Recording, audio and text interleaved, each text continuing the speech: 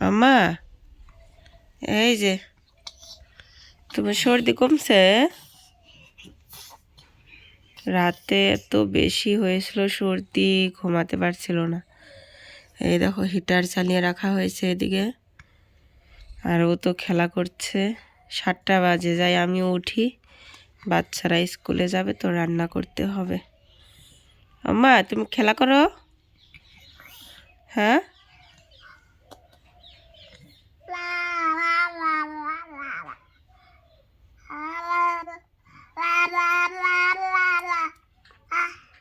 দুষ্টুমি করছে, রাতে এত কান্না করছিল, কাশি হচ্ছিল।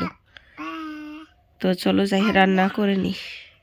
শুভ সকাল বন্ধুরা, কেমন আছো তোমরা? আশা করি তোমরা সবাই অনেক ভালো আছো, সুস্থ আছো। আমরাও ভালো আছি। চলে আসলাম আরো একটা নতুন ভিডিও নিয়ে। আজকে হলো মঙ্গলবার, তো সকালে তো দেখতেই পারলে মেয়েকে বিছানায় বসিয়ে রেখে তারপরে যে চলে আসলাম, প্রথমে মুরগিগুলো বার করে দিলাম, দিয়ে ওদেরকে চাল খেতে দিয়ে চলে আসলাম ছেলেদেরকে ওঠানোর জন্য। ওরা তো সকাল সকালে ঘুম থেকে উঠতেই চায় না, যেহেতু শীতকাল, আমাদের বড় মানুষদেরই উঠতে ইচ্ছে করে না, আর এরা তো বাচ্চা মানুষ। ওটা স্কুল আছে, চলো। 7টা বাজে, 7টা পার হইছে।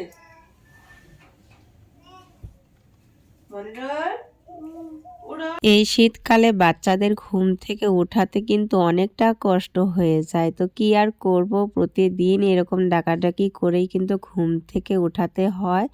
তো বাচ্চারা উঠে গেছে, এখন এই যে আমি চলে আসলাম রান্নাঘরে ভাত বসিয়ে দেওয়ার জন্য। আর এখন পর্যন্ত কিন্তু সেদ্ধ চাল কিনে আনা হয়নি, এইগুলো কিন্তু রেশনের চাল। তো বেশি করে ঝাড়ার সময়ই পাচ্ছি না, মেয়ে আর কি ভালো করে ঘুমোচ্ছে না, খেলাধুলা করছে না, যেহেতু আর ঠান্ডা লেগে গেছে। তো তো তোমরা তো কালকে রাতেও তো দেখতেই পারলে অনেকটাই বেশি হয়ে গেছিল। তো সেই জন্য কিন্তু মেয়েকে নিয়ে কাজ করা অনেকটাই কষ্ট হয়ে গেছে। তো যাই হোক, এদিকে রান্না বান্না হয়ে গেছে, খাওয়া দাওয়াও কিন্তু হয়ে গেছে, বাচ্চারা স্কুলে চলে গেছে। এখন কিন্তু অনেকক্ষণ পর তোমাদের সামনে আসলাম। আর প্রথমে যে বিছানাটা গুছিয়ে নিচ্ছি। এই শীতকালে এই বিছানা তোলাটা যে এত বিরক্ত লাগে, আমার কি বলবো তোমাদেরকে। হয়তো অনেকেই আছে যে শীতকালটা ভালোবাসে, আমিও ভালোবাসি, কিন্তু এই ছোট বাচ্চা নিয়ে কাজকর্ম করতে কিন্তু আমার অনেকটাই অসুবিধা হয়ে যায়, সেই জন্য আর ভালো লাগছে না। মনে হচ্ছে যে কবে এই শীতকালটা যাবে, তবে আমার আর কি বাঁচি আর কি। তো যাই হোক, বিছানাটা উঠিয়ে নিচ্ছি।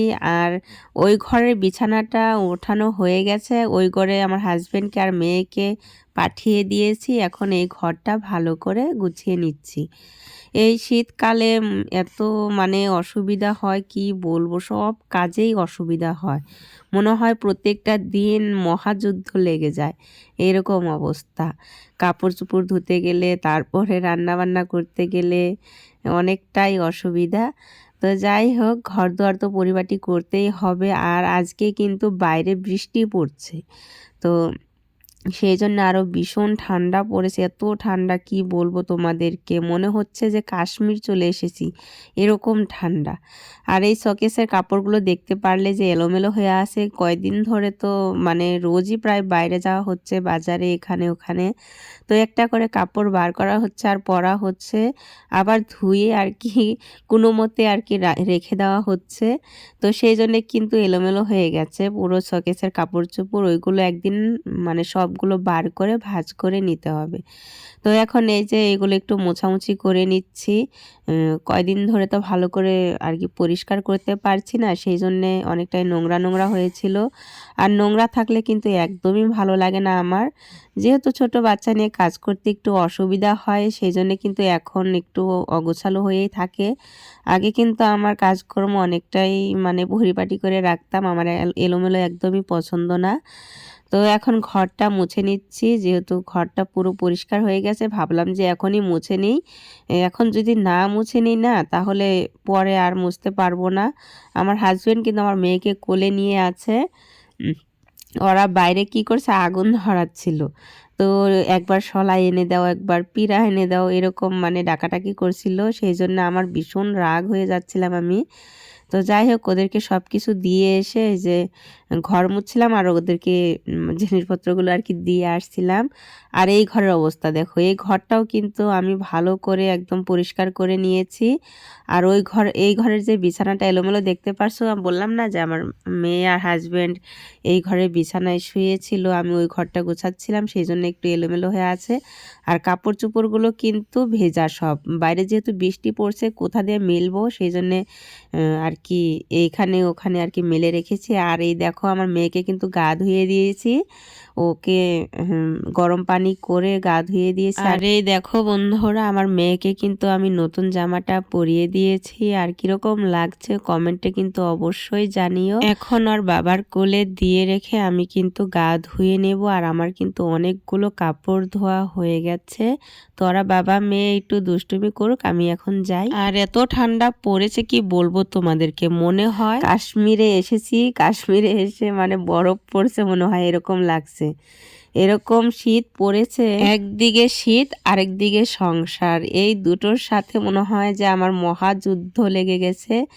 আর যুদ্ধ শেষ করে জীবনটা হাতের তালুতে নিয়ে আর কি ফিরলাম, এরকম অবস্থা। এই কাপড় চোপড় ধুয়ে মনে হচ্ছে যে আমি নিজে একটা ফ্রিজ হয়ে গেছি, এরকম অবস্থা। আর এই দেখো জুতা, স্যান্ডেল, মেয়ের মোজা, অনেক কাপড় চোপড় ধুয়েছি।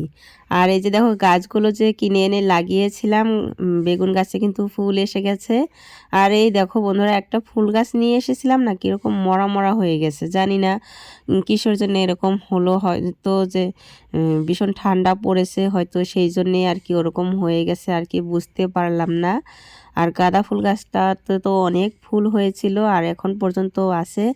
এই দেখো রাস্তাঘাটে একটাও মানুষ নেই, পুরো ফাঁকা চতুর্দিকে। আর এই যে এইগুলো খ্যার, এগুলো আর কি গরুকে খাওয়ানো হয়, পাশের বাড়িতে আর কি এনেছে। তো চলো এখন বাড়িতে চলে যাই, গিয়ে এখন আমার মানে হাত পায়ে একটু তেল লাগাবো, মুখে ক্রিম লাগাবো। এই শীতকালে এইসব না লাগালে না হাত পা মুখ যেন কীরকম আর কি হয়ে যায়, ভালো লাগে না। তো এইগুলো কিন্তু প্রত্যেক দিনই করতে হয়। এই মানে ক্রিম কিন্তু আমি সবসময় লাগাই না, গরমকালে তো একদমই লাগাই না, কিন্তু এই শীতকালটা আসলে আমাকে লাগাতেই হয়। মুখটা যেন কীরকম হয়ে যায়, তারপরে ঠোঁটটাও ফেটে ফেটে যায়, সেই জন্যে একটু মানে এইসব আর কি লাগাতে হয়। এমনিতে গরমকালে আমি আর কি কিছুই লাগাই না, কোথাও যদি চলেও যাই তাও কিন্তু আমি এমনিই চলে যাই, শুধু হাত মুখটা ধুয়ে নেই। আর হাত পায়ে কিন্তু আমি সর্ষের তেল মাখি সব সময়ই, আমি কোনো বডি লোশন তারপরে অন্যান্য কোনো কিছুই আমি মাখি না, আমি সদাচল এই সর্ষের তেলটাই আর কি মাখি। তো এখন এই যে দেখো আমিও চলে আসলাম আগুন পাড়ে। তো আমার হাজব্যান্ড তো কোথা থেকে কি মানে খড়ি খ্যার এসব আর কি কুড়িয়ে কুড়িয়ে এনে আর কি আগুন ধরাচ্ছে। তো আমাদের এই গ্রামে দেখবে যে সব সময় খড়ি এদিকে ওদিকে পড়ে থাকে। তো একটু মানে আলসি ভেঙে আর কি যদি কুড়িয়ে কাড়িয়ে এনে রান্না করি তাহলে কিন্তু আর গ্যাসের দরকার হয় না। কিন্তু আমার এখন আর ওই হেসেলে রান্না করতে অত একটা ভালো লাগে না, যেহেতু ছোট বাচ্চা আছে ওকে নিয়ে হেসেলে রান্না করতে অনেকটাই বিরক্ত লাগে। এদিকে জাল দাও, আরেকদিকে মেয়ে, আর একটা একটা করে রান্না করতে হয়, অনেকটাই দেরি হয়ে যায়। সেজন্য গ্যাসে রান্না করি, দুদিকে দুটা বসিয়ে দিই, তাড়াতাড়ি আর কি হয়ে যায়। তো যাই হোক, ওদিকে বাচ্চারাও কিন্তু স্কুল থেকে চলে এসেছে, এখন কিন্তু 2:30 বাজে। তো ওদের বললাম যে তোরাও একেবারে গা ধুয়ে নি, যেহেতু শীতকাল আর একটু পরে সন্ধ্যা হয়ে যাবে। আর এদিকে কিন্তু বৃষ্টি পড়ছেই, লাগাতার পড়েই যাচ্ছে, এখন একটু মানে থামলো, সেই জন্য আমি বাইরে আসলাম। মানে সেরকম জোরেও বৃষ্টি আসছে না, আবার যে একদম মানে ছেড়ে যাচ্ছে সেরকমও না, মানে ঝিরিঝিরি ঝিরিঝিরি বৃষ্টি পড়েই যাচ্ছে। আর এই আগুন সারাটা দিন ধরে আমার হাজব্যান্ড জ্বালিয়ে রেখেছে, আমার মেয়েকে নিয়ে বসে আছে, মানে একবার ঘরে যাচ্ছে আবার যখন একটু বৃষ্টিটা জোরে আসে তখন ঘরে চলে যায়, আবার যখন কমে আবার বাইরে আসে। তো এই যে এক বাড়িতে আসছিলাম, মানে একটু দরকার ছিল, এদের বাড়িতেও দেখো উঠানের মধ্যে আগুন জ্বালিয়ে সবাই বসে আছে। তো বন্ধুরা এখন রাতে 9:30 বাজে। তো আমাদের খাওয়া দাওয়া হয়ে গেছে, চা খেলাম, ভাত রান্না করিনি, একটু মানে দরকার ছিল, এক জায়গায় গিয়েছিলাম, সেই জন্য এসে আর রান্না করতে ইচ্ছে করলো না। ও মা কি, হ্যাঁ, তো রান্না করতে আর ইচ্ছে করলো না, ভাত আসিল, বাচ্চাদেরকে ভাত দিয়ে গাখির দিয়ে খাইয়ে দিয়েছি আর আমরা চা খেলাম। আর মেয়েকেও এখন ঘুম পাড়াবো, মেয়ের তো ভীষণই ঠান্ডা লেগে গেছে, ওষুধ খাওয়ালাম এখন এক্ষুনি, বাড়িতে ওষুধ ছিল।